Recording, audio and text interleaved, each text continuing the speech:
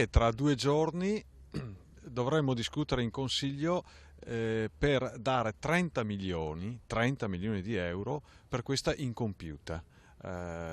trascurata, mai finita, che il Veneto aspetta da 20 anni, che si chiama Servizio Ferroviario Metropolitano Regionale. Qui c'è una stazione realizzata per questo servizio con un grande, enorme parcheggio vuoto, e ci chiediamo quindi come mai Zaia vada a inaugurare tratti di autostrada e non spieghi ai veneti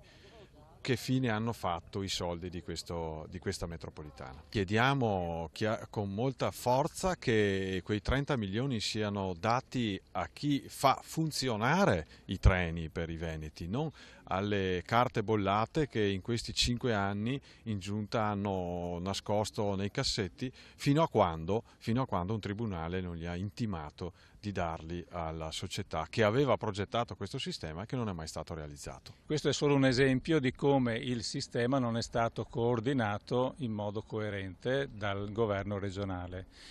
Dal 2001 che doveva partire tutto il servizio mancano, oltre agli investimenti sul servizio ferroviario, il raccordo degli orari tra il treno, la gomma, i tram e così via. Manca il biglietto unico, che è il titolo di viaggio utile e comodo per il turista, per chi vuole girare il Veneto in tranquillità, e che a tutt'oggi, nonostante le grandi somme spese per le consulenze, si parla di milioni, non è ancora stato realizzato.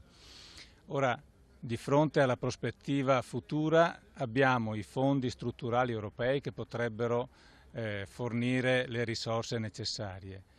Bisogna però cambiare e voltare pagina dal punto di vista della governance, perché se non riteniamo questo un servizio essenziale dal punto di vista sociale, economico, ambientale, per lo sviluppo del Veneto, è chiaro che siamo da tutta un'altra prospettiva rispetto a quella che noi oggi riteniamo prioritaria.